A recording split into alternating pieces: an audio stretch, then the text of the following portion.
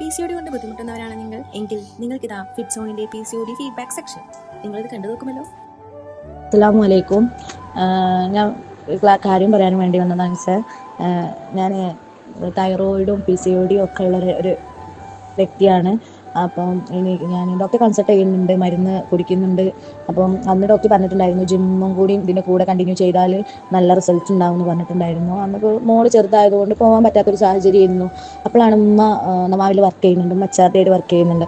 ഉമ്മ പറഞ്ഞു അങ്ങനെ ഫിറ്റ്സോൺ പറഞ്ഞിട്ടുള്ളൊരു ക്ലാസ് സ്റ്റാർട്ട് ചെയ്യുന്നുണ്ട്, ഈ ഒന്ന് ചേർന്ന് നോക്കുകയാണ്. അങ്ങനെ ഞാൻ അഡ്മിഷൻ എടുത്ത് ചേർന്ന് അൽഹംദുലില്ലാ നല്ല മാറ്റമുണ്ട്.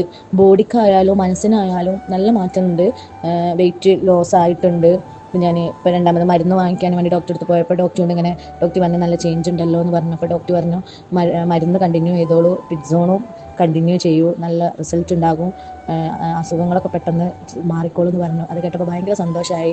ഫിറ്റ്സോൺ ഈ ഒരു മാറ്റത്തിന് ഏറ്റവും വലിയ പങ്ക് വഹിച്ചത് ഫിറ്റ്സോണാണ്.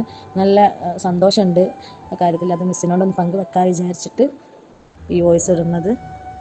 അസ്സലാമു അലൈക്കും.